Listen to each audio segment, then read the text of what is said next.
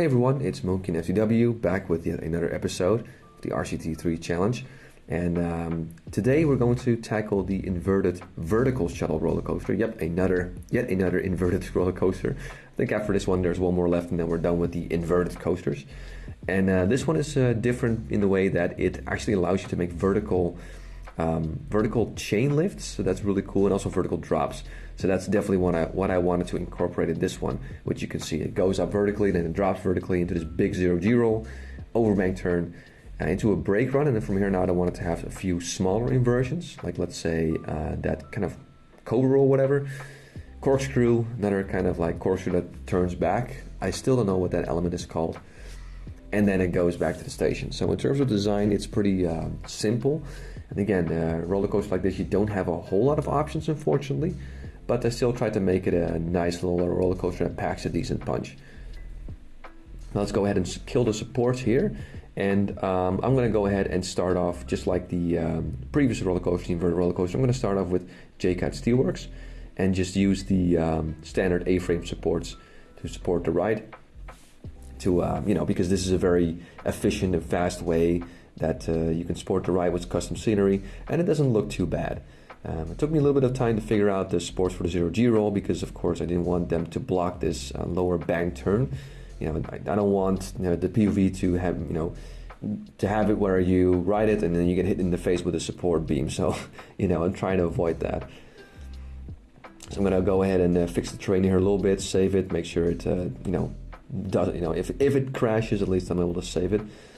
And then I'm actually going to use this inverted cobra support for these half loop corkscrew elements. And as well, I'm going to do the same for these corkscrews as well. They work really well as well. But I'm just going to finish up the standard A-frames, and here you can see the cobra supports that work really well. And that's really it. Now for this vertical lift hill, I'm going to have to improvise a little bit here. And I'm using Moby Steel Jungle. And I'm going to make a vertical beam that supports this vertical track in a few places. And then I started using some diagonal or slant beams to support this kind of vertical beam, if you will. But it was not that easy to figure out because, of course, I had to also make sure that the queue line the beams wouldn't block the queue line. So I saved this, I copy-pasted it, and then I tried to just work my way out of this and see what I can use with Moby Steel Jungle to make this at least half decent. And it's not easy, but it worked out okay-ish.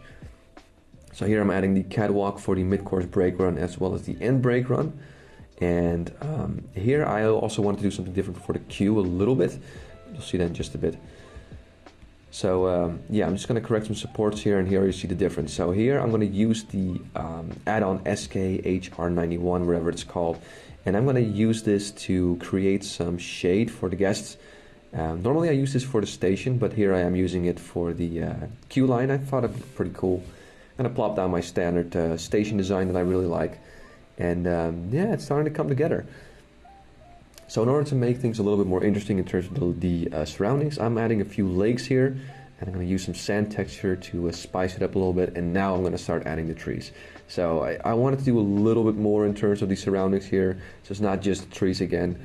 I'm just adding a few more, and I'm also adding a few different trees. So here I'm just using the sugar pine, which actually doesn't look too bad with the large oak. I always use the large Douglas fir with the large oak, but this actually looks okay too. And that's pretty much it for the inverted vertical shuttle roller coaster. I don't have a whole lot of inspiration because, again, these are all just inverted. They're kind of all the same deal, so it's difficult to make a unique experience for all these. Though this one is, pretty unique with that vertical chain lift and that vertical drop. So, still able to make a decent roller coaster if I say so myself. So, let's see here. I'm going to check the block section actually because I can run 2 trains on this thing.